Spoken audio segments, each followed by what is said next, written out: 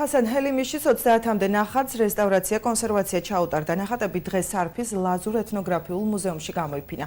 პროექტი კულტურული ცხოვრების გააქტიურების და პოპულარიზაციის ფარგლებში ხორციელდება. ნახატების აღდგენისთვის 25,000 ლარი დაიხარჯა. ჰელიმიშის ნამუშევრები მანამდე მოსახლეობაში ინახებოდა. ნახატები ფერმწერის მეგობრებმა შეაგროვეს და მუზეუმს გადასცეს.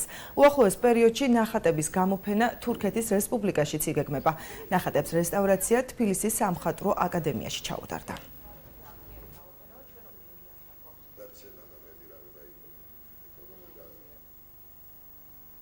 ხასან ჰელიმიშის ნამუშევრები შეირჩა 30-მდე ნამუშევარი და გაუკეთდა რესტავრაცია.